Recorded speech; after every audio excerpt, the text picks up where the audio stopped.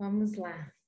Boa noite a todos e todas. É com muita alegria que a gente recebe vocês aqui para mais um encontro da comunidade da EcoUni. Para quem não me conhece, meu nome é Carla Zozanelli, eu sou cofundadora da EcoUni e a gente está aqui com a Gabriela, que também é da EcoUni. Gabriela, você quer falar alguma coisa? Acho que o pessoal já está acostumado comigo lá na comunidade, né? Compartilhando bastante coisa, tô ali todo dia, tô cultivando a comunidade com vocês. É isso.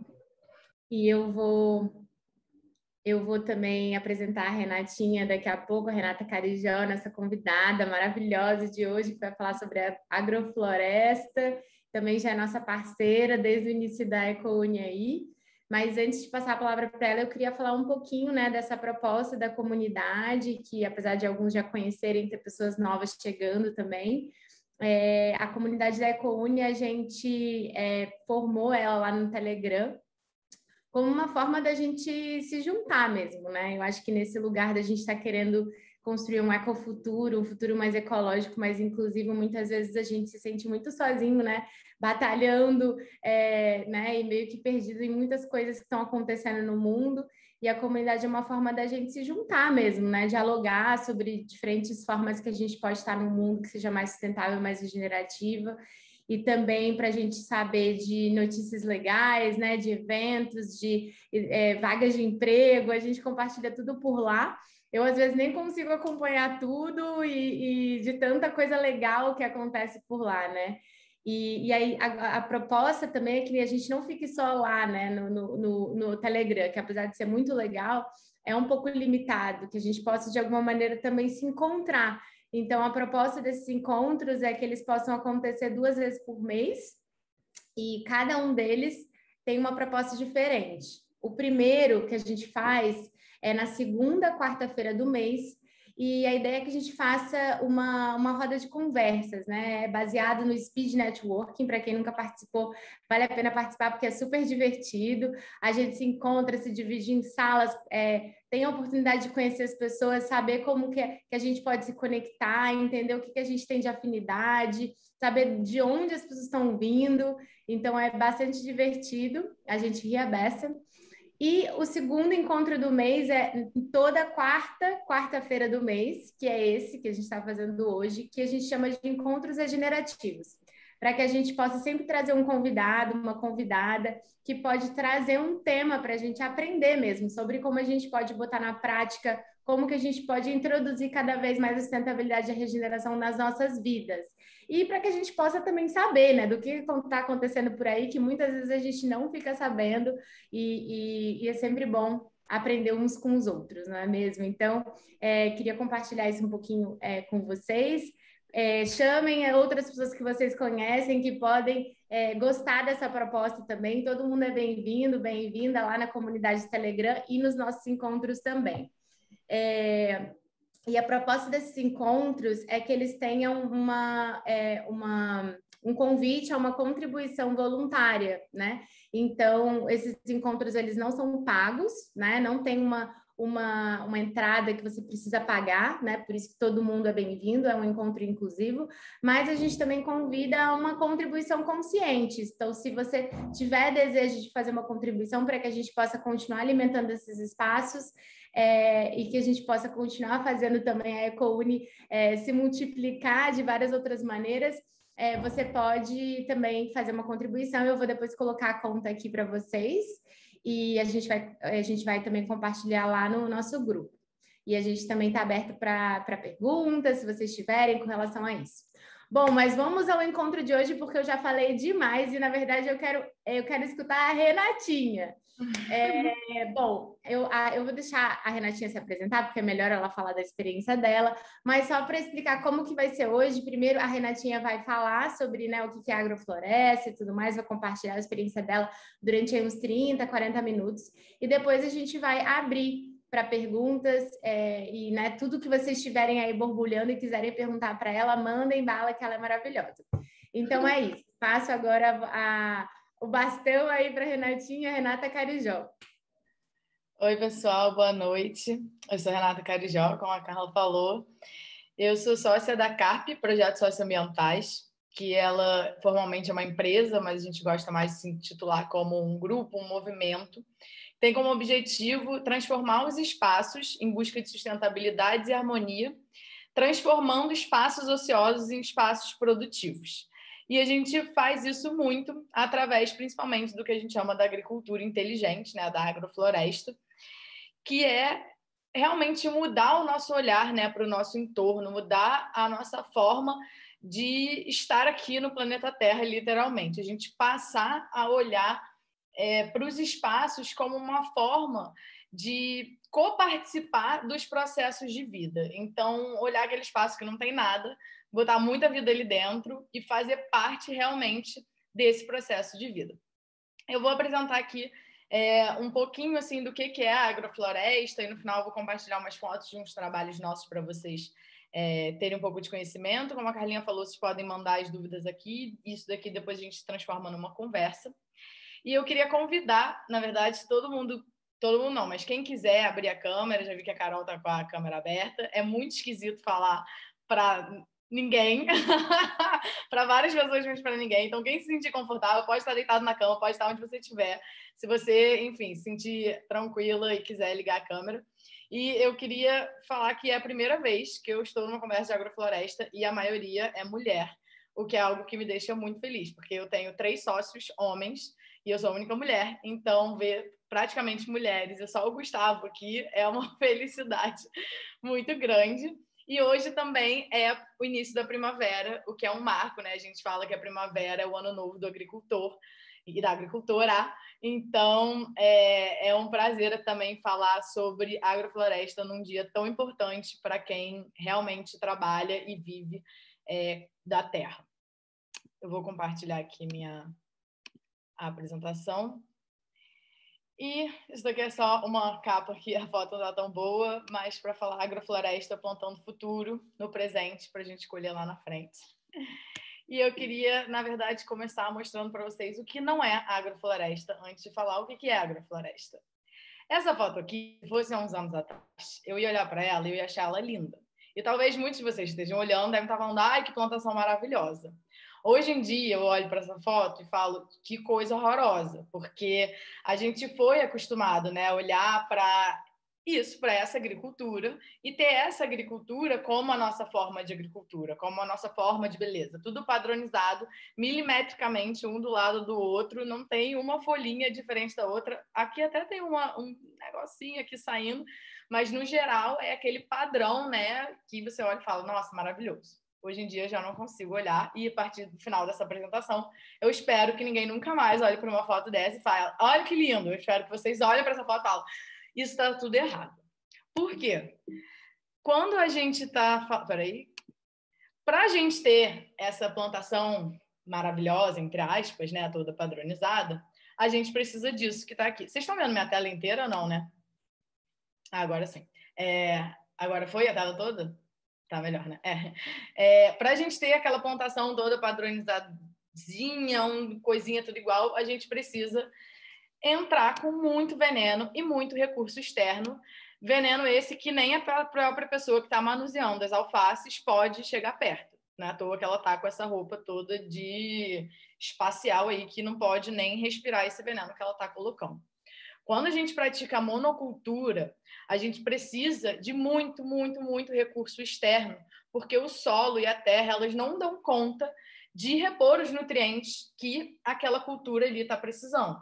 Você está plantando ali 1000 alfaces, aquele solo não tem os nutrientes disponíveis para 1000 alfaces. E depois de 1, 2 plantações, você tem que entrar cada vez mais com mais recurso externo para você sustentar essa produção. A gente fala muito que a monocultura, né, que é esse tipo de agricultura que vem sendo praticado, principalmente aqui no Brasil, há anos, é uma agricultura de resultado. A gente não está preocupado no entorno onde ela está inserida. A gente não está preocupado em como ver como que aquela planta vai crescer, quais são os seres que estão no entorno, o que está para baixo da terra. A gente olha o que está da terra para cima em quantidade, não em qualidade, e na rapidez. A gente quer plantar uma alface hoje para colher amanhã, para já botar no mercado, não interessa como que a gente está fazendo isso. E aí a gente olha uma foto dessa e, inicialmente, a gente se desespera, né? Você olha e fala, cara, preciso... É claro que eu preciso botar veneno, porque eu vou olhar um negócio desse na minha plantação e eu não quero isso na minha plantação. Eu preciso me livrar de todos esses seres, porque eles estão atacando minha plantação. E quando a gente começa a trabalhar dentro da agrofloresta e de uma perspectiva mais holística, né? Você tentando entender o entorno, você olha para uma foto dessa depois de muitos anos de trabalho, você já pensa, beleza, o que esses pulgõezinhos, essas moscas, esses seres estão indicando? Ao invés de você olhar para os seres como o seu inimigo, você olha para ele como seu aliado, literalmente. Esse serzinho está indicando que algo não está funcionando muito bem para essa planta. Porque esse pulgãozinho, essa mosquinha que está lá, ele está lá por algum motivo. Ele está lá porque ele está com fome, ele quer comer a folha. E aquela folha está disponibilizando tudo que ele quer da forma que ela melhor pode. Então, quando a gente usa aquele monte de veneno para tirar esses serizinhos, a gente está tirando não só esses serizinhos dessa planta, mas de todo o entorno, de todo o ecossistema que se alimenta um do outro. E aí a gente compara muito a monocultura na agrofloresta, que é esse desenho do Instagram, árvore... Depois eu mando aqui para vocês, árvore inteligente, uma coisa assim. É muito divertido, eles sempre fazem uns desenhozinhos. E essa comparação, para mim, assim, já é o que é a diferença da monocultura para a agrofloresta, né? A monocultura, você está trabalhando com veneno, você só olha o resultado, você não interage com nada, você só quer matar tudo e você quer extrair o máximo que você decidiu que você quer. Quando a gente passa da monocultura para a agrofloresta, a gente trabalha com diversidade.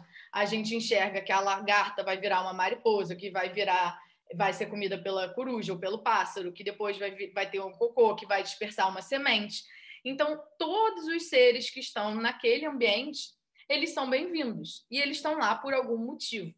E é claro que se você tem uma grande proliferação de mariposa ou de pássaros ou de lagartas, tem algum desequilíbrio acontecendo e cabe a nós, seres inteligentes, entender o que é esse desequilíbrio e agir de uma forma coparticipativa, tentando entender os processos de vida e nos inserirmos dentro deles, e não como a monocultura que hoje é feita, da gente aplicar simplesmente, eu não quero pulgão, então eu aplico veneno no pulgão, que vai matar não só o pulgão, mas todos os vários outros seres que você nem sabe que existem naquele ambiente.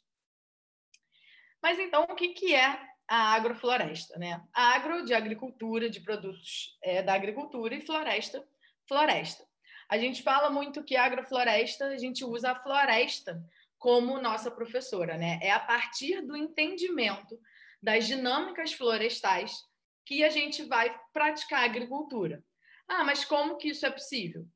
Claro, tem muito estudo em cima disso, mas a agrofloresta não foi a gente que inventou, não foi a Carpo que inventou, não foi o Ernest Goethe, que é um suíço muito renomado, que ele traz a agricultura sintrópica, não foi ele que inventou, ele quase como que traduziu de uma forma onde todo mundo consegue entender, mas a agrofloresta já é praticada há muitos anos, os indígenas aqui já praticavam agrofloresta, já plantavam tudo junto e misturado, então só para vocês entenderem que isso é sabedoria e já de quem realmente vive da terra e entende da terra. Na agrofloresta, a gente tenta entender mesmo como que as plantas crescem, como elas são dispersadas, que animal que é o dispersor. A planta gosta de muita luz, ela gosta de pouca luz, ela ocupa muito espaço, ela ocupa pouco espaço.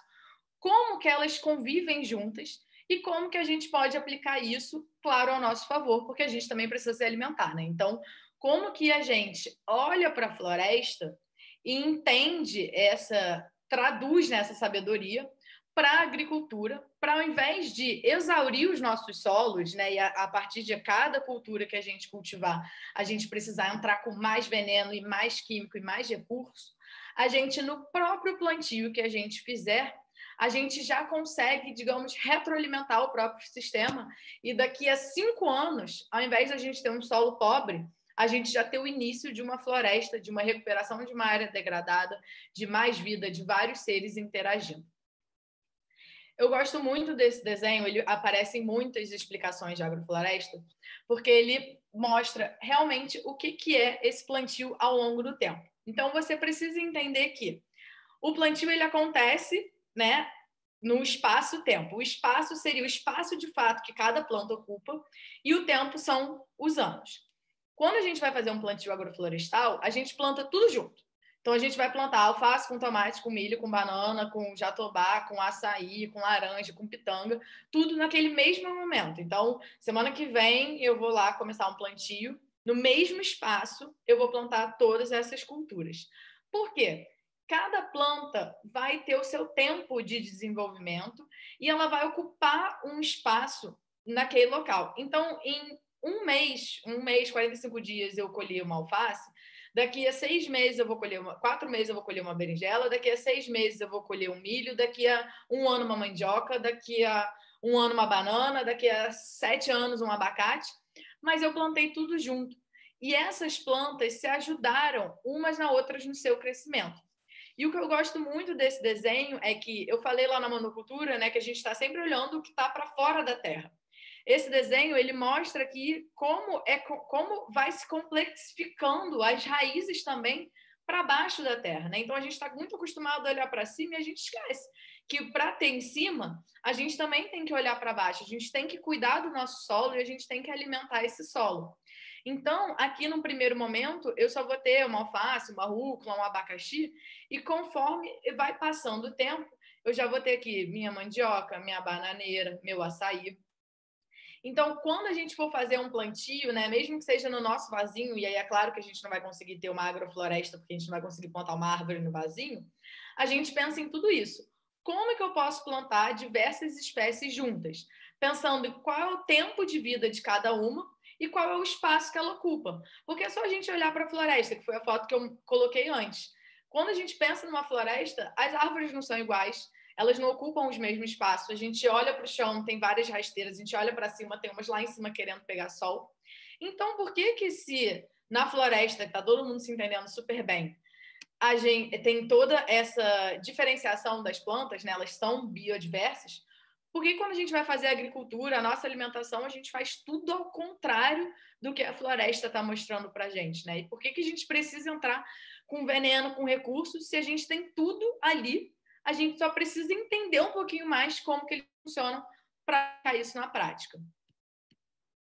E a gente, ao invés da monocultura, né, que é uma agricultura de resultado, a gente gosta de falar que a agrofloresta é uma agricultura de processos. A gente precisa ter um pouquinho mais de paciência no início para aplicar a agrofloresta, porque é muita informação, realmente precisa estudar um pouquinho como funciona cada planta, mas é a gente entender que a gente precisa participar dos processos, a gente precisa entender como é que cada ser se desenvolve e precisa ter calma e paciência, porque a natureza tem o tempo dela, né? Então não adianta a gente querer acelerar com veneno, com outros insumos, se ela tem o tempo dela e a gente pode, de forma inteligente, só participar desses processos. E quando a gente entende, né, que a gente é um ser inteligente e que faz parte desses processos de vida, a gente começa a olhar para aquela foto que eu mostrei inicialmente, ao invés dos seres como nossos inimigos, mas como nossos aliados, como indicadores de que tá faltando um nutriente nesse solo, essa planta não gosta de muito sol, por isso que está dando um pulgão, de repente. Ela está com as folhas amarelas, verdes. A gente entende o sistema como um todo. As formigas, elas são nossas maiores aliadas. Elas vão fazer poda no momento em que a gente esqueceu de fazer uma poda. Você vai chegar no seu plantio, você vai se desesperar, porque você vai ver lá o seu limoeiro, os cítricos são certo de que a formiga vai atacar. Você vai ficar desesperado e depois de um tempo você vai entender que ela está ali cumprindo uma função e daqui a 1 mês, 2 meses, o seu cítrico vai estar lá lindão, muito mais bonito do que se você tivesse deixado tivesse matado as formigas e ele vai ficar lá sofrendo até ele, né, se reviver. O Yuri, um dos meus sócios, tem uma história que é muito boa. Ele foi fazer um plantio no prédio dele, no prédio mesmo, assim, aqui no Rio de Janeiro, e ele tinha plantado maracujá. E aí, um dia, o porteiro ligou. Ai, nossa, tá cheio de lagarta, cheio de lagarta, cheio de lagarta. Pelo amor de Deus, vem aqui tirar as lagartas. Aí ele chegou, começou a matar as lagartas, matar as lagartas. E aí ele, não, por que eu tô matando as lagartas? Não pode matar as lagartas. Aí, beleza. Começaram a observar o que as lagartas estavam fazendo. E aí, você, pensando um pouquinho, né? Depois da lagarta, vem as borboletas. Não são todas as lagartas, mas a grande maioria das lagartas. Depois vem a borboleta. E aí, por que a gente odeia as lagartas e a gente ama as borboletas? Se as borboletas só vão existir se tiverem as lagartas. E no caso do maracujá, em especial, a lagarta, ela vai atacar o seu maracujá e ela vai fazer uma poda no seu maracujá. E tá tudo bem, porque depois que ela fizer a poda no seu maracujá, ele vai ficar lá maravilhoso. Se você não fizer a poda depois da primeira frutificação do maracujá, ele vai ser atacado por lagartas. E tá tudo bem, porque você não fez a poda. Então, vai ter algum ser mais inteligente que você que vai fazer a poda por você. Então, não é fácil, tá? Eu tô falando aqui com uma naturalidade. É claro, quando a gente faz os plantios, a gente também, até hoje, se desespera. Mas é a gente entender que vai muito além daquele quadradinho que a gente está plantando. Todo o entorno está se comunicando, tudo que está à nossa volta está interagindo também com aquele metro quadrado que você plantou. E a gente fala também, né, que cada ser é equiparado para cumprir uma função no planeta Terra. E a gente precisa internalizar isso. Porque a gente fala tanto, né? Eu botei aqui a foto da abelha, porque a gente fala tanto das abelhas, mas não são só as abelhas. São as abelhas, são os pulgões, são até a barata. A barata está cumprindo uma função. Se você deixar o seu lixo para fora de casa e uma semana, vai ser atacado por barata, vai ser atacado por rato. Ah, o rato é nosso inimigo? Claro, vai pegar uma leptospirose. Mas ele está cumprindo a função dele, ele está com fome, tem comida disponível, ele vai comer. A barata está ali, está no lugar sujo, ela vai lá. Então, a gente precisa entender um pouco mais, né? Se tirar, né, de cima da cadeia, tem essa foto, né, muito famosa assim na internet, que fica o ser humano em cima de todos os outros seres, e se colocar como o meio ali de participação. E a gente tem capacidade, a gente tem inteligência para isso, para fazer uma ação muito mais inteligente e coparticipativa do que a gente tem feito até hoje. E qual que é a função de cada um aqui, né? Quando a gente coloca isso, é claro que cada um de nós também tem uma função, eu acredito muito nisso, né? Uma função, porque a gente tem coisas no nosso dia a dia que nos dão prazer, né? E esses seres que estão aqui, eles estão fazendo isso pelo prazer que eles têm. Ele vai lá comer a sua planta, porque ele está com fome, ele vai comer. A gente também tem uma função. E a gente fala que o ser humano, a gente quando fala gente, é a gente da carta, tá, gente? Que a nossa função aqui é rejuvenescer os ambientes e levar vida para os espaços que a gente ocupa. E como que o ser humano pode fazer isso? Dispersando sementes, plantando. Em cada lugar que você vai, você planta. A gente não come banana, laranja, tomate. Eu tenho certeza que todo mundo que está aqui come alguma fruta, algum legume que dentro dele está cheio de sementes. Essas sementes são vida. A gente poderia estar pegando todas as sementes de todos os legumes e frutas que a gente come no nosso dia a dia e plantar no vaso da sua casa, no canteiro do seu prédio, no quintal do vizinho e dispersar a vida. É isso que está faltando na gente aqui, né? Aí a gente a gente como sociedade, a gente entender que a gente pode agir de forma mais inteligente, a gente pode dispersar mais vida, a gente pode contribuir com sair de um local de escassez e começar a entrar num local de abundância mesmo. É só a gente pegar uma semente de mamão, um mamão. Você abre um mamão no meio. Quantas sementes não tem dentro do mamão? São centenas de sementes, né? Então, a gente planta... Normalmente, a gente não planta uma semente, tá? A gente vai plantar ali 10 sementes. De 10 sementes, vai nascer um mamoeiro. Um mamoeiro vai te dar 100 mamões. E a gente fica nessa, não, porque vai faltar, porque uma planta vai competir com a outra, e porque a gente vai competir. E, cara, se a gente olha para a natureza cai um fruto, apodrece, não nasce, e quando ele cai perto da árvore, ele também não nasce. Ele precisa a maioria delas precisa de um dispersor para levar essa semente para fora do pé da árvore mãe, né? Porque quando ela cai ali, ela não vai conseguir nascer, ela precisa de uma distância para nascer. Então, tem toda uma inteligência acontecendo que a gente só não está enxergando, a gente só ainda não colocou, como um sócio meu diz, a gente não colocou os óculos ainda, né? Quando a gente colocar os óculos da inteligência que está por trás, vai ficar tudo muito mais fácil da gente participar mesmo desse processo de vida. E entrando aqui só numa questão mais até um pouquinho técnica, assim, da agrofloresta, né, para vocês entenderem um pouco mais tudo isso que eu estou falando e contrapor com a monocultura, né, a agricultura que está aí.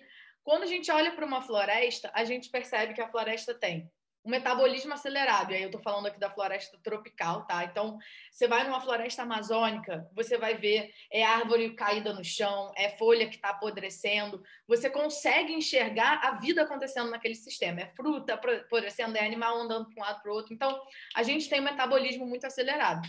Aquela foto que eu botei lá no início para vocês, não deve ter nem uma formiga ali naquele solo. Então, não tem metabolismo nenhum praticamente acontecendo ali. Tá tudo morto, né? Ali parece um monte de alface de plástico que tá ali pronto para colher, mas não tem vida acontecendo.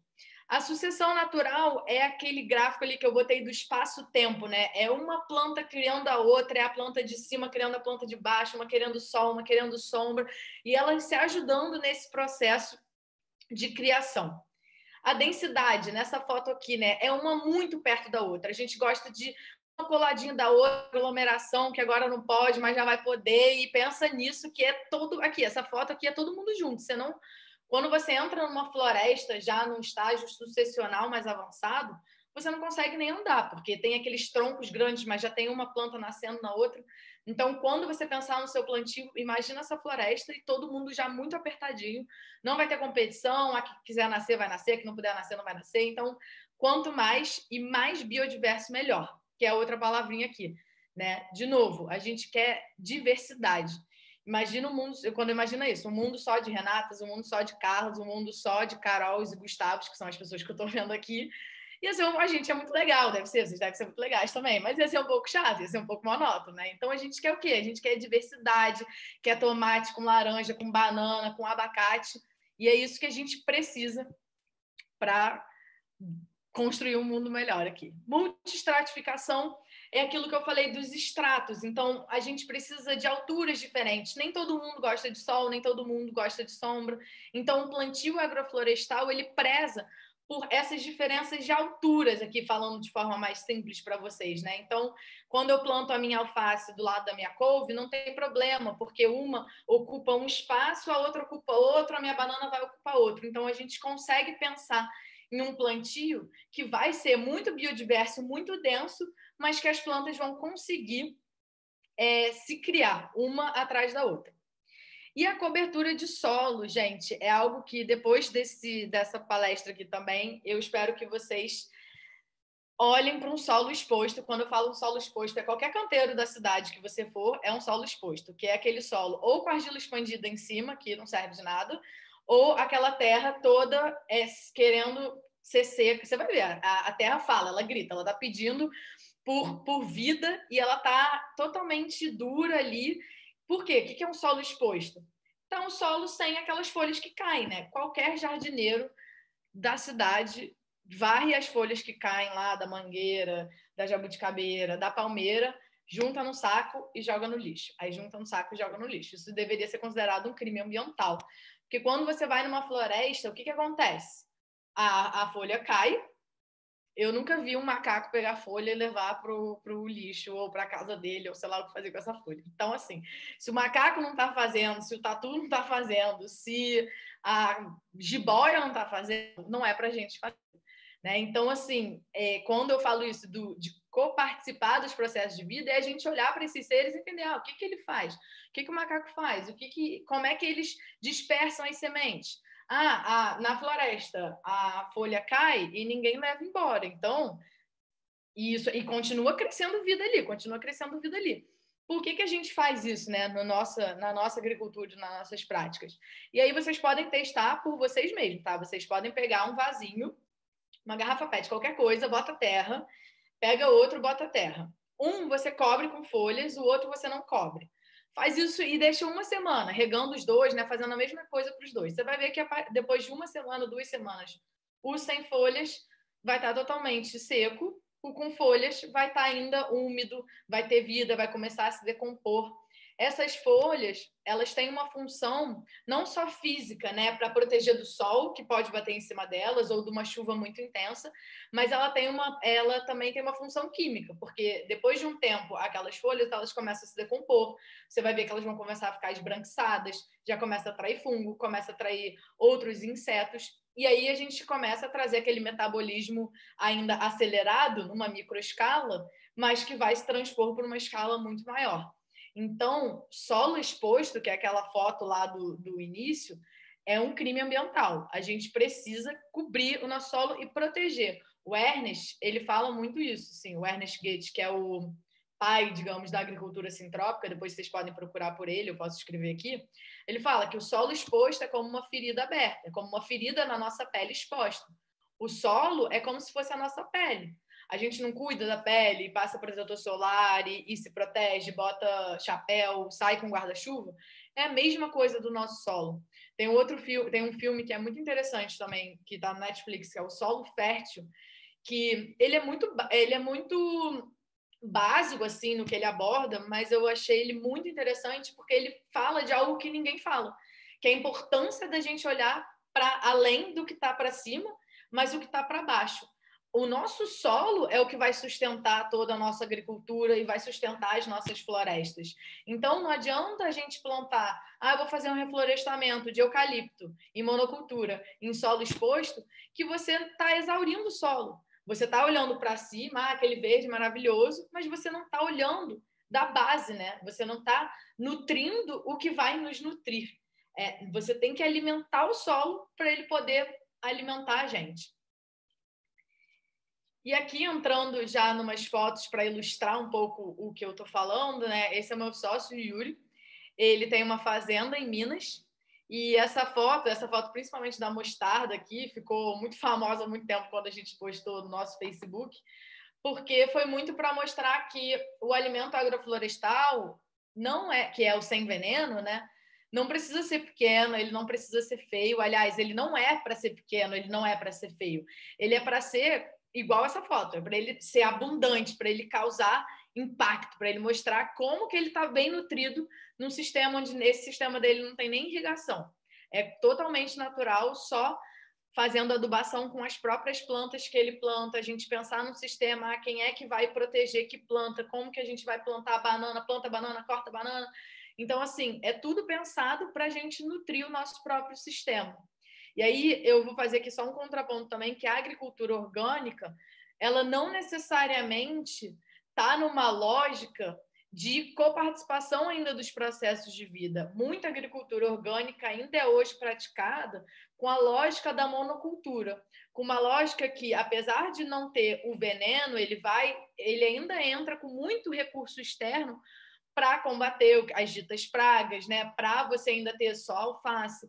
Então, a gente tem que olhar para... A gente está já em outro momento de conversa, que é, para além da agricultura orgânica, uma agricultura biodiversa que preza por todos os seres que estão envolvidos naquele ambiente. Isso daqui era como era lá, tá, gente? Realmente era um pasto lá na fazenda dele, que ele começou plantando aqui, que a gente chama de leiras, né? Com muita adubação. Quando eu falo adubação, é muita poda do entorno, cobrindo o solo. Tá vendo aqui que o solo está coberto? Aqui ele ainda não tinha matéria para cobrir, mas aqui está o solo todo cobertinho. Isso foi há 5 anos atrás. Isso é como está hoje. Então, a gente partiu de um sistema totalmente degradado, né? Que era uma pastagem, para ter um sistema de floresta, para a gente caminhar para um sistema de acúmulo de vida. Aqui vocês podem ver, aqui, ó, esse lado direito já está caminhando para um ambiente mais florestal, e o lado esquerdo ele ainda está conseguindo plantar aqui couve, salsinha, cebolinha, berinjela, cana. Então, aqui, ó, vocês podem ver que está tudo misturado. Isso daqui é aqui no Rio de Janeiro, no quintal de uma casa, e aqui vocês podem ver, ó, não tem um pedacinho de terra exposta. Aqui são os tronquinhos que a gente fez poda para colocar nos caminhos para a gente andar, e aqui são os canteiros.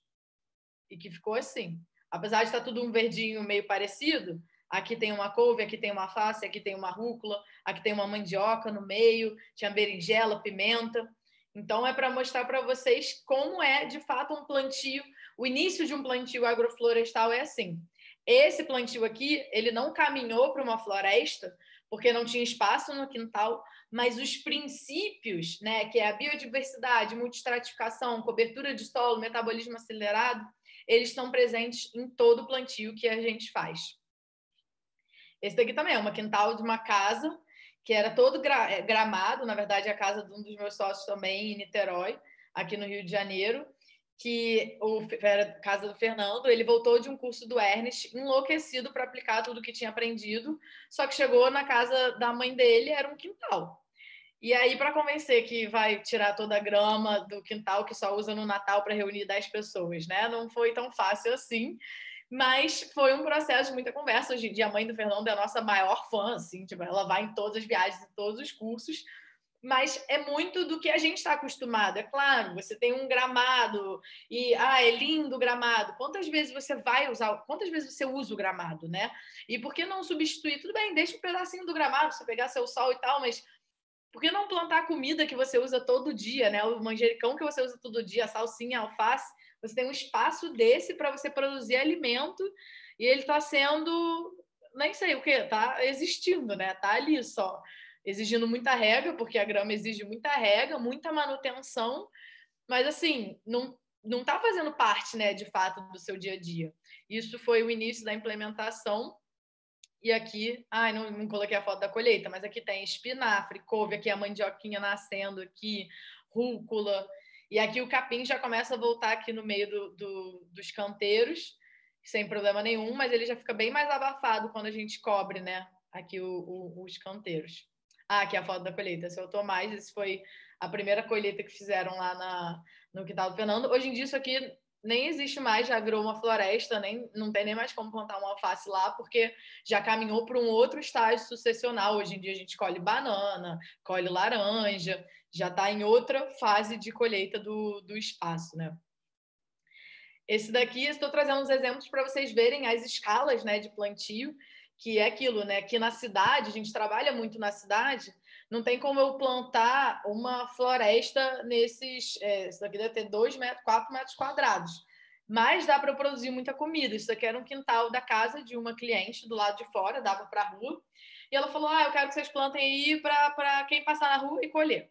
E a gente, bom, muito altruísta ela, e a gente plantou, óbvio, é uma rua super residencial e tal, mas era na frente de uma escola, então depois isso aqui a gente colocou umas plaquinhas para mostrar o que era o quê, e a galera passava e colhia. Gente, se tem uma coisa que mexe com o coração das pessoas, é você plantar comida.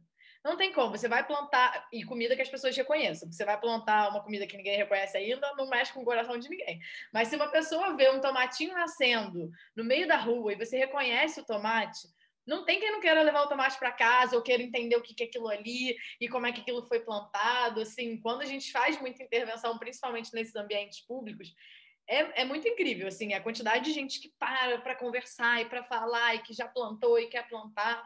É uma transformação, quando a gente fala muito assim, né? É uma transformação muito além do espaço, é uma transformação das pessoas, né? A gente tem essa memória, em algum lugar ali, a gente tem essa memória ainda da agricultura, né? Nossos antepassados plantavam, a gente veio de um lugar que precisa plantar, a gente só perdeu esse conhecimento, né?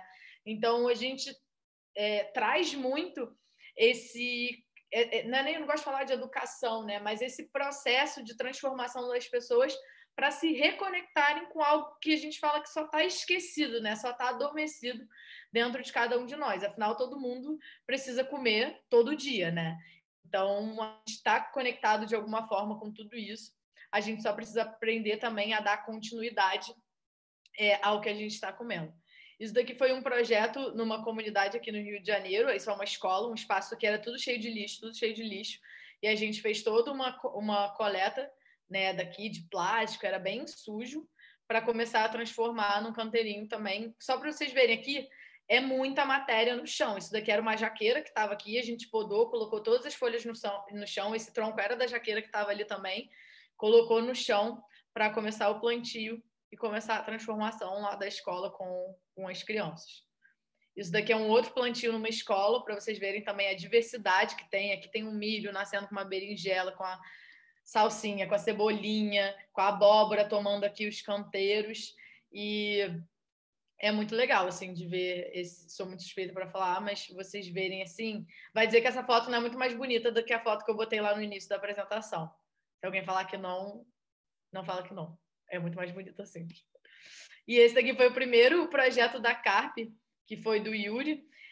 Isso daqui é num apartamento, como vocês podem ver. Isso aqui é um prédio no meio da cidade. E ele plantou tudo isso que está nessa cesta, ele colheu nessa varanda que está aqui. Você vê que não tem espaço nem para ele andar.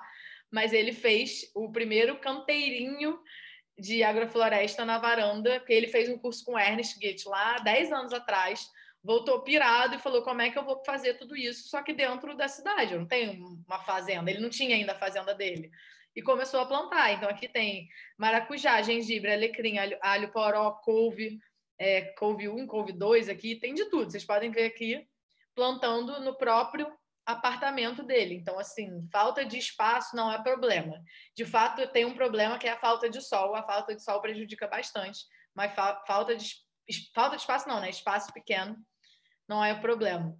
E aqui, chegando já mais no final, mas mostrando isso aqui, é uma varanda do consulado francês aqui no Rio, que era uma varanda que ninguém nem usava, era interditada, ninguém podia passar, porque não tinha nada, e a gente transformou num jardim comestível. E é muito curioso, porque assim, não sei se vocês conseguem ver aqui, tem uns feijões subindo aqui, que eu botei para subir no fio de nylon, e isso daqui ficou todo tomado de feijão. E aí o responsável lá, um francês responsável pelo projeto, chegou um dia na varanda e falou que estava tudo horrível e que estava uma selva e que pediu para eu tirar todos os feijões. E eu, tipo assim, fiquei, juro, uma meia hora convencendo que eu não ia tirar os feijões, porque o feijão ia adubar e que estava lindo, porque parecia que a gente estava passeando numa floresta. E até eu convencer o francês que aquilo não estava bagunçado, que tinha um princípio, demorou um pouquinho, mas convenci, só tirei os feijões depois que eles secaram. Mas é para trazer um pouco que é claro que a gente preza também pela beleza, né? A gente não vai fazer um plantio. Aqui na foto está até parecendo um pouco bagunçado, mas tem alguns locais que a gente combina, né? Um paisagismo com o plantio, mas sempre um paisagismo funcional, porque a gente acredita que praticamente todas as plantas têm uma, né? Você pode fazer um uso dela e não tem por que a gente fazer disso daqui só um jardim para a gente ficar apreciando, se a gente pode dar muitas outras funções para esse espaço, né? E aqui, para vocês verem, é um orgulho muito grande aqui de um inhame que a gente plantou nessa caixinha de madeira aqui. A gente escolheu 24, não tem 24 nessa foto, mas esse número ficou marcado na minha cabeça, porque ficou todo mundo encantado com como a gente tinha plantado um inhame e tinha colhido 24. Isso aqui é no centro da cidade do Rio de Janeiro, gente, na caixinha lá do feijão do francês, que não queria o feijão. Aqui, essa colheitinha que a gente já fez lá. E aqui é numa escola pública, aqui no Rio de Janeiro, que eu tenho um projeto voluntário com as crianças, isso era antes da pandemia, né? Mas as crianças... Assim, essa foto tá meio confusa, mas a felicidade delas em colher, assim, o que elas plantaram era algo, assim, muito, muito, muito, muito gratificante. E para terminar aqui, é um plantio que a gente fez parte com outros coletivos na Lapa. Para quem conhece o Rio de Janeiro, isso daqui é o centro do Carnaval Carioca. E essa praça era exatamente assim, toda de chão batido, e a gente começou um plantio para regenerar esse espaço. E é claro que aqui a gente não estava cultivando não estava cultivando os alimentos para de fato se alimentar, mas era muito mais para mostrar como a gente pode ocupar os espaços da cidade de uma forma muito mais inclusiva, que a gente possa chamar as pessoas do entorno para participar. Então, um morador de rua ia lá participar dos plantios com a gente, né? Dar um verde aqui para esse meio da cidade de Rio de Janeiro. O plantio ficou assim, né? Depois de algum tempo aqui tem a amora, banana, abóbora, batata doce. Hoje em dia ele foi extinto, foi na pandemia no ano passado, a prefeitura tirou tudo de lá, mas foi um projeto muito legal de 2 anos, que a gente contou com muita gente participando, e era muito legal ver a interação, principalmente com as pessoas que moram ali na rua, né? Participando, usando isso de banheiro, de cama, de tudo que vocês possam imaginar, mas para ver como que é a participação mesmo das pessoas nos plantios, principalmente assim nos plantios urbanos. Essa é a última foto, que isso daqui é no Museu do Amanhã.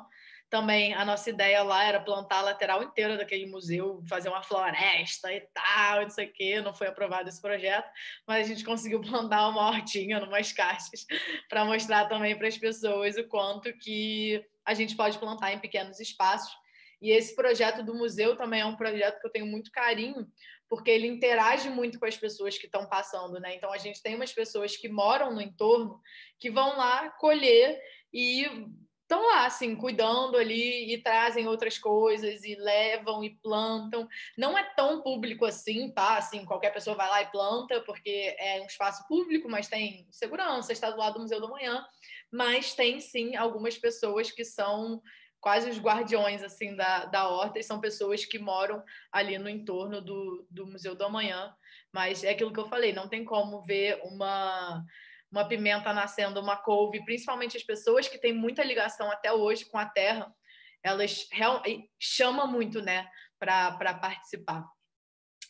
E aí é um convite que eu faço para vocês, se vocês estão preparados para a gente coparticipar dos processos de vida e começar a plantar hoje mesmo ainda, depois que a gente terminar aqui essa conversa. Acho que eu consegui nossa, o tempo, hein? Não tem problema. Nossa, é muito emocionante, Rê. Muito obrigada por compartilhar com a gente um pouquinho dos seus conhecimentos. Eu imagino que você podia falar por horas sobre agrofloresta e contar para a gente como fazer exatamente em diferentes situações, mas nosso tempo aqui é limitado, infelizmente, fica o gostinho de quero mais. Eu vou agora abrir para perguntas e respostas. Eu vi que já tem gente aqui no chat fazendo pergunta e resposta. E só para avisar que eu botei aqui o Pix para contribuição consciente e o textinho explicando também para quem não pegou no início. E a gente também está aberto para conversar sobre isso depois também. A pergunta que eu tinha visto era... Calma aí, que já sumiu aqui. Da Elaine. Meu sonho era fazer uma horta aqui no condomínio. Tem tanto espaço sem uso. Qual orientação você pode passar? Elaine, eu tenho uma boa notícia e uma má notícia para te dar. A má notícia é que condomínio é uma dor de cabeça infernal para você conseguir plantar. A gente já tentou implementar muita horta em condomínio. Esse ano, felizmente, a gente conseguiu fazer um projeto num condomínio que ficou muito legal. E tem que partir realmente da vontade de um morador. Então, assim, se você já está com essa vontade, você já tem que fazer suas alianças, literalmente, com o síndico. Mostra fotos de projeto, mostra como é que isso pode ficar, né? Como pode ficar super bonito e pode ser muito mais funcional. E se você tiver liberdade, eu ia sugerir de você começar num pequeno espaço. Se você tem um canteiro grande, pega um pedacinho de canteiro, planta um manjericão, que seja.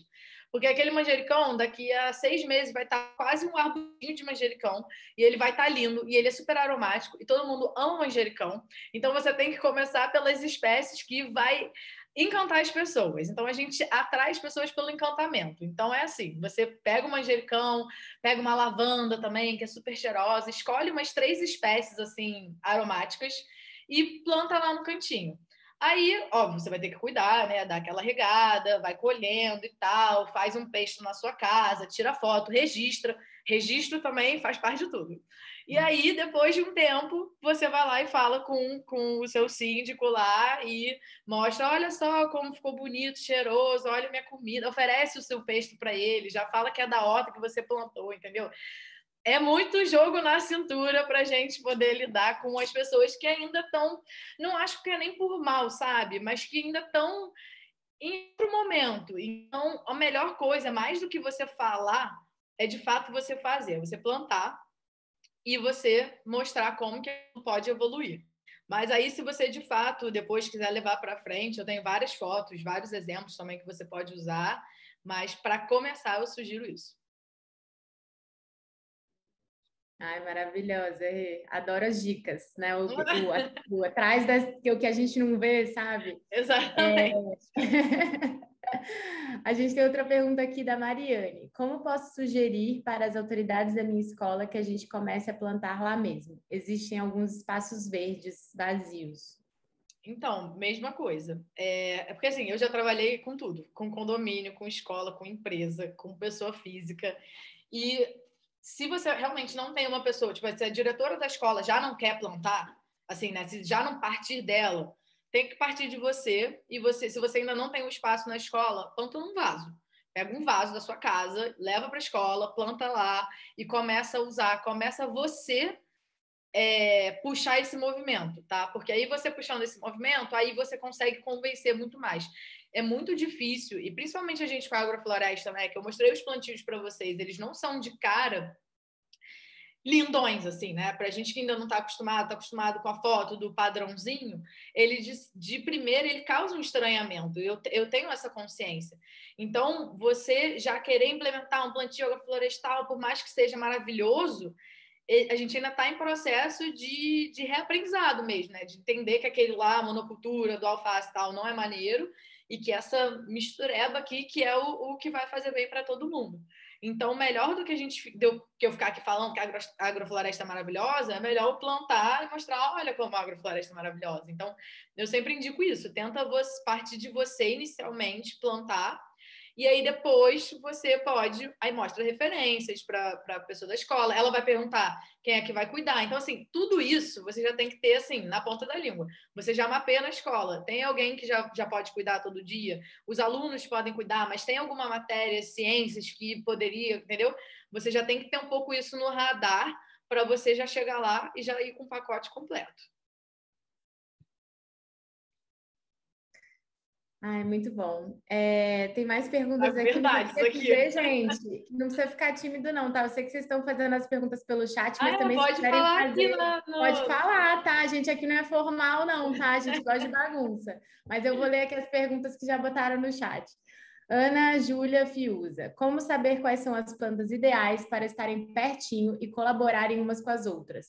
Penso que estudando o tempo e espaço de cada uma, como você explicou, né? Não sei se eu li direito. Sim, é isso mesmo. É você pensar, assim, para facilitar, porque de fato requer um pouco de experiência e de você colocar na prática, entender como é que uma cresce na outra.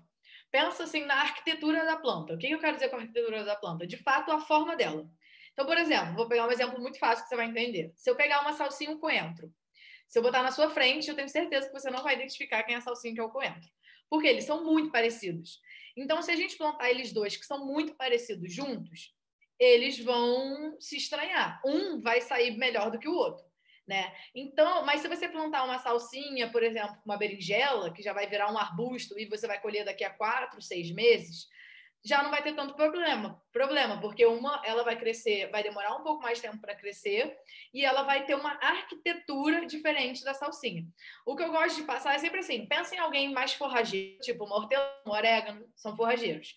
Pensa em alguém que vai ficar aqui no meio, tipo uma salsinha, às vezes até um manjericão, e pensa quem vai ficar lá em cima. Então, às vezes uma berinjela, até um pimentão, até um milho, se você quiser. Mas é você pensar nessas combinações. E assim, melhor do que você ficar com medo de plantar é você plantar tudo junto, ver quem dá, e aí você anota no caderno e faz de novo, entendeu?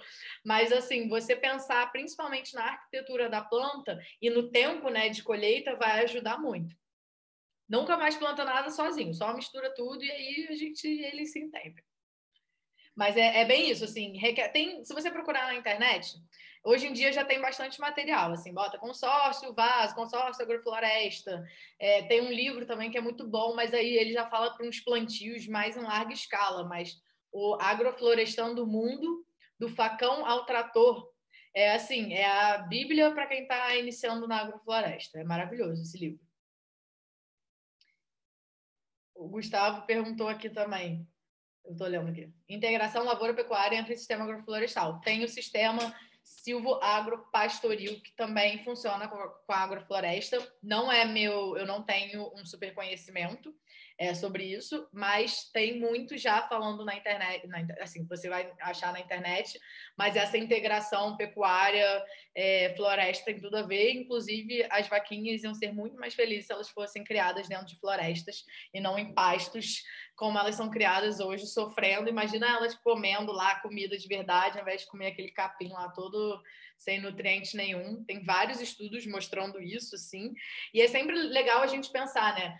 qual é o ambiente mesmo de cada espécie. Aí agora eu estava falando das vacas e tal, mas assim, as próprias árvores, né? Então, como que eu vou saber como é que se essa planta gosta de sol ou de sombra? Principalmente que hoje em dia, quando você vai ver uma plantação, tá tudo no sol, né? Então, assim, os cítricos, você vai ver que, se você for, principalmente aqui no Rio, na Serra tem muita plantação de cítrico, eles estão tomando um sol na cabeça, desgraçado. Mas o local de origem deles, eles não nascem no sol na cabeça. Eles gostam de uma área um pouquinho mais sombreada, eles toleram uma sombra. O cacau, que é, né, aqui no Brasil, o cacau não nasce no sol. O cacau nasce no meio da floresta, o que a gente chama de cabruca da floresta. Então, se você plantar o cacau lá no sol a pino, ele vai sofrer muito. Então, a gente tem que fazer esse exercício também, e aí requer, óbvio, estudo e pesquisa. Qual que é o ambiente originário dessas plantas e dessas espécies e como que eles viviam, né? Porque a gente pegou tudo isso, plantou tudo da mesma forma. A mesma coisa que a gente faz na escola, pega um monte de criança, bota na sala e acha que todo mundo vai aprender igual, foi isso que a gente fez na agricultura. A gente pegou todo mundo e acha que todo mundo tem que nascer no sol a pino, na irrigação intensa e não tem diferenciação nenhuma para ninguém. Então, é a mesma lógica que a gente que faz para tudo, né? Bota todo mundo na caixinha e vamos embora. Não respondi muito você, Gustavo, mas sim, existe. Eu só não é minha especialidade, então se eu falar aqui para você, eu vou estar cometendo alguns equívocos, mas existe e tem muita gente praticando já.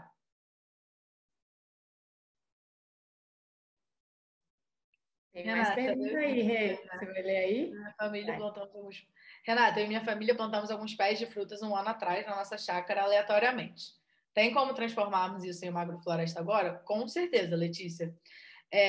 A primeira coisa que você tem que fazer é adensar os pés dessas frutíferas. O que eu falo de adensar? É você plantar mais coisas, mais espécies juntos do pé da frutífera. Então, planta um feijão, porque é uma adubadeira que ela vai gostar. Pega um tempero, que elas estão em mudas pequenas ou elas já estão em mudas? Você já plantou elas em mudas muito grandes? Eu acredito que se você plantou há um ano, elas não estão ainda nem... Depende do tamanho que você plantou, né? Mas, enfim, se elas estiverem ainda pequenas, elas não devem estar sombreando nada ainda. Então, pega os temperos que você mais gosta, pega feijão, pega gengibre, faz um ninho. Sabe a foto que... Deixa eu tentar compartilhar minha tela aqui de novo. Isso daqui é o que a gente chama de ninho. Aqui, rapidinho. Só para você entender o que eu tô falando, você tem que fazer um ninho também. O que é um ninho? É isso aqui, literalmente isso. É um círculo em volta do pé da sua fruta, que você vai pegar vários troncos e galhos, e se você tiver bananeira, você corta assim, igual a gente botou aqui. Você vai botar em volta do pé da sua fruta para você criar bastante matéria orgânica ali, para aquilo ali apodrecer e gerar um adubo natural. E você vai pegar todas as folhas do seu quintal aí e vai cobrir, vai deixar igual essa foto aqui, que não dá nem para ver o que é o chão, o que é o ninho. É assim que você tem que deixar o pé da sua fruta, tá? De todas as frutas que você fez, você faz isso. E aí, nesse ninho, você já começa a diversificar e plantar várias outras espécies. Isso você já vai começar a dar um início a um sistema mais diverso, né?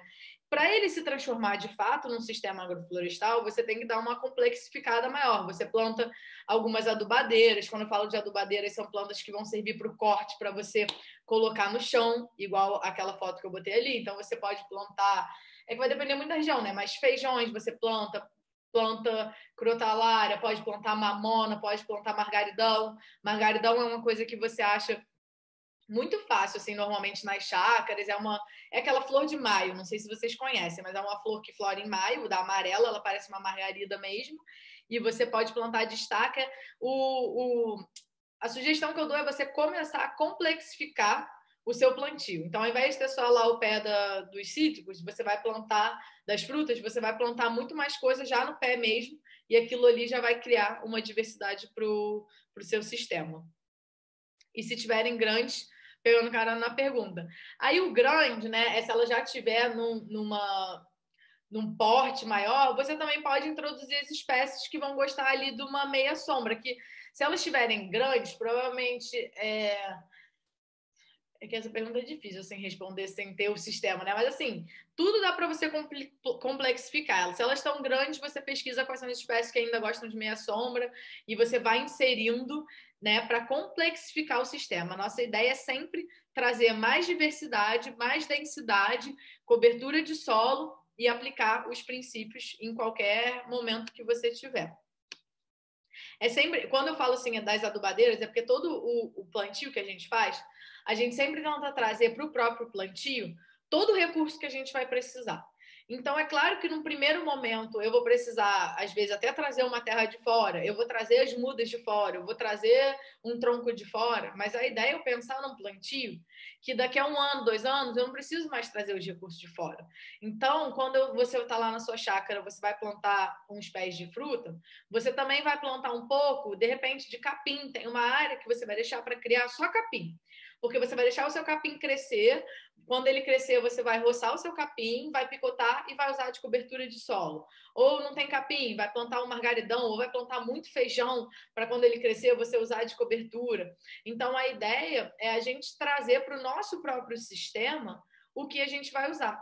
E a gente ficar menos dependente do recurso externo. Então, quando a gente ficou lá, quando eu estava lá condenando a foto do cara lá com veneno, não é só o veneno que a gente também dá uma condenada, mas quando eu dei uma criticada aqui na agricultura orgânica com essa lógica, é porque a gente precisa mudar realmente a lógica de ficar sempre dependendo do externo e dependendo de vários recursos para a gente produzir o nosso alimento. A gente precisa construir o próprio sistema e deixar ele se retroalimentar. Ao invés de você gastar, primeiro que você vai gastar dinheiro, você vai gastar gasolina, você vai emitir mais gás carbônico, você vai estar contribuindo mais ainda para as emissões. Então, tudo isso deveria entrar na nossa conta, né? Quando a gente faz o plantio, a gente precisa pensar o quanto de energia mesmo eu estou gastando para ir lá comprar não sei o quê, para ir lá arranjar não sei o quê, ao invés de tentar já no meu próprio sistema produzir tudo isso. Renata, por que alguns pés não vingam? Ih, gente, pergunta de $1 milhão. Nós plantamos na casa dos meus pais, na praia, laranja, tomate, pimenta, safão, de alguns tipos de ervas. Elas crescem um pouco e morrem. Será que é muita diversidade?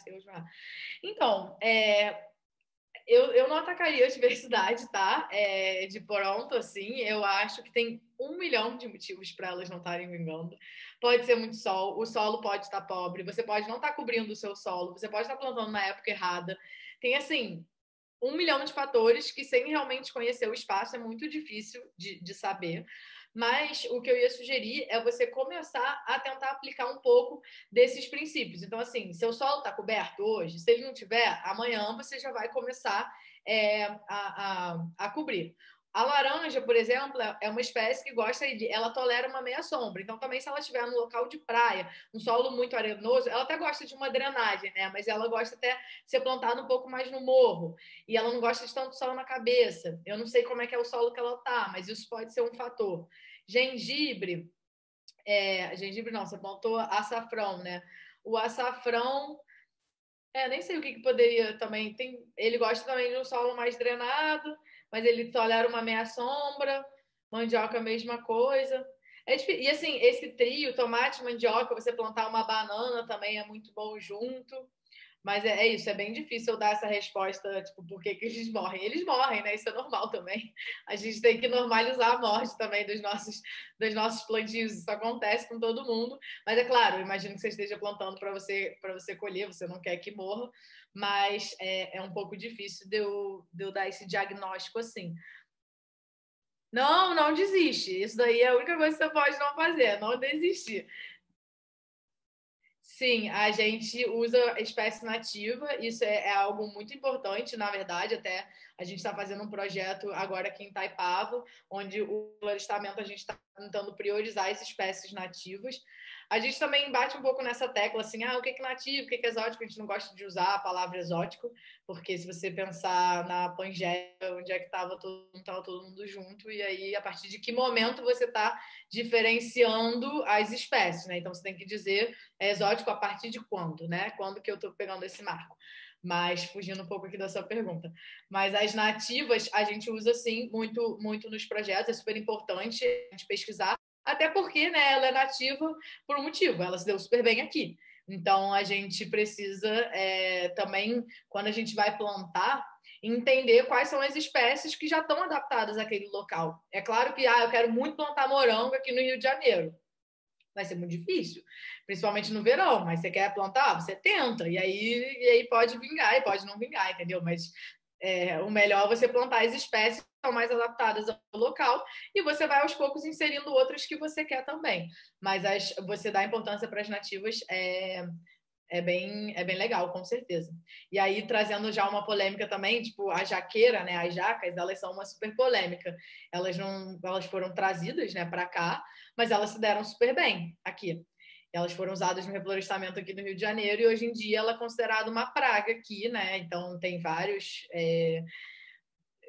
projetos para tirar a jaca daqui e a gente esquece de olhar também a jaca como superfruta, né? Que aí também usar essa palavra da moda é ótimo. Então é uma superfruta, ela é muito grande, ela dá muito, muito recurso. Você pode usar a jaca para 1 milhão de preparados, assim, e a matéria dela é muito boa. Você derrubar uma jaqueira e você usar o tronco dela como matéria orgânica do solo, isso é maravilhoso, não é o que fazem, né? Fazem anelamento, matam a árvore em pé. Então, o problema é isso, não é cortar a árvore, o problema não é você fazer o manejo do jaqueiral, porque você não quer ter lá 1.000 jacas num lugar que você poderia ter uma jaca, uma pitangueira, uma goiabeira. Mas é você fazer um mau manejo, né? Você cortar a árvore em pé, pegar aquilo e, sei lá, mandar pro lixão, entendeu? Mas fugir da sua pergunta, mas só porque é um tema polêmico aí que a gente gosta de falar também. Ainda mais no Rio, né? Que tem tanta jaca em tudo quanto é lugar. O povo Não, reclama. e outro dia caiu uma jaqueira na cabeça de um... Não caiu na cabeça, não, mas caiu perto de um ciclista. Aí vem todo o movimento contra as jaqueiras, vamos exterminar as jaqueiras. Aí você fica, não vamos exterminar. Aí é isso, é claro. Você tá com um jaqueiral na beira de uma estrada, vamos tirar a jaqueira. É óbvio que vamos tirar a jaqueira, né? Assim, não é nem para pensar, mas é mais assim, né? Não fazer disso um evento que jaca é o mal né, daqui. Normalmente é a gente que está plantando errado, a gente que está fazendo o manejo errado, né? Mas é isso, Elaine, você não é para você desistir, tá? Já que puxando de novo essa conversa, que eu não quero que você desista, porque tem vários motivos, assim, eu acho que uma das coisas é aceitar mesmo que as plantas também são ciclo, às vezes aquele pode não ser o momento ideal. Te aconselho a tentar um novo plantio agora na primavera, principalmente nas primeiras chuvas, que são o momento ideal para você plantar, porque se você também começar um plantio no verão, aqui no Rio de Janeiro, eu já perdi vários plantios de cliente para plantar em dezembro. Não tem como, sabe? Não dá para plantar. Então, se não vai plantar agora na primavera, espera para plantar ali em março, que vai chover de novo. Então, a gente tem que entender também que não é só quando a gente quer, da forma que a gente quer, né? A natureza está aí, ela tem o tempo dela para a gente respeitar também e fazer um bom uso, né? Ao nosso favor. O que mais? Mandem mais perguntas. Se vocês deixarem, eu vou falando eternamente. Tem mais uma pergunta. Vamos considerar a última, porque a gente já passou do nosso tempo aqui, mas também tá tão bom, né? Tá difícil a gente parar essa conversa. Ó, a Ana Júlia mandou aí. Como saber as melhores sementes para comprar? Fico na dúvida. Aí depende muito do tipo de semente, tá? Semente de árvore, e aí tem muita árvore nativa, tem vou escrever aqui para você procurar no Instagram, esse nome aqui, Ceres. É uma pessoa que está produzindo várias sementes, ela está distribuindo, a gente já plantou dela, e é muito boa para árvores, principalmente. E você saber realmente a procedência, assim. Na verdade, eu vou falar que a melhor semente para plantar é aquela de onde você está colhendo para comer, porque você sabe que aquela espécie já se deu super bem naquele local, você come, você planta aquilo que você comeu. Agora, se você for plantar, se você quer comprar semente de saquinho, né? Você tem que procurar as sementes que são... as próprias sementes da Isla tem alguns saquinhos que tem lá sem defensivo agrícola. O ideal é você usar essas sementes sem defensivo agrícola, tá? Para você olhar. Ela vem até numa tipografia diferente, mais bonitinha, mais fofinha, para você comprar essas sementes de árvores, eu indico essa. E tem uns grupos de Facebook, assim, que o Facebook ainda serve para isso, mas se você procurar, principalmente grupo de semente crioula, tem uns grupos muito bons de pessoas que plantam mesmo e estão ali para distribuir. E as sementes crioulas realmente são sementes que a gente precisa resgatar. E se puder fazer plantio assim, só de semente crioula, é o ideal para a gente resgatar também essas sementes que estão se perdendo a cada... Como é que é o nome daquela empresa lá que eu já esqueci? Aquela lá do... Enfim, essa empresa que está dominando tudo, botando veneno em todas as nossas sementes, mas a gente precisa espalhar realmente as sementes crioulas, também é muito importante. Monsanto, exatamente. E a Bayer, era a Bayer que eu queria lembrar. A Monsanto. Eu tenho um slogan que eu ainda vou usar em alguma coisa, que um dia eu estava num plantio rapidinho, Carlinhos, já vou acabar, que a gente fala assim, porque era em inglês, mas era assim, a nest a day keeps Monsanto away, que era um projeto que a gente ia fazer, que se você, plantando um ninho por dia, você deixa a Monsanto longe de você, né? Porque a ideia é propagar essa cultura do plantio para a gente não precisar mais ficar refém dessas empresas que estão também dominando essas sementes.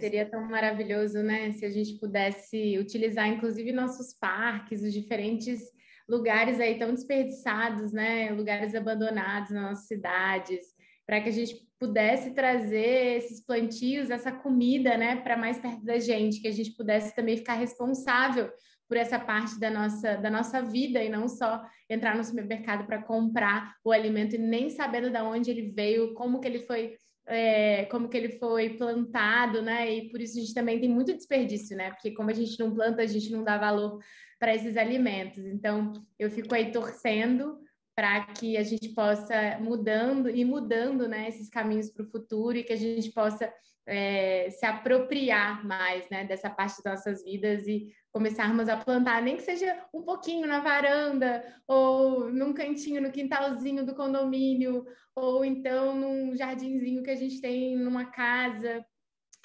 seria maravilhoso, né? Então, eu agradeço muito, Renata, assim, de coração, você ter vindo, assim, com uma boa vontade de compartilhar todos esses maravilhosos conhecimentos. Nossa, aprendi muito com você hoje e pelo que eu vi também foi muito legal para todo mundo aqui.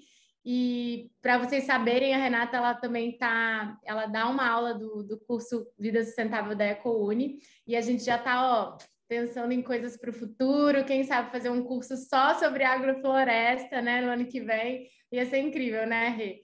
Com certeza. E é isso, assim, queria realmente agradecer a todo mundo também que veio para o encontro de hoje, foi muito lindo, a gente está gravando, então depois a gente vai colocar no nosso YouTube lá para quem não pôde estar aqui com a gente.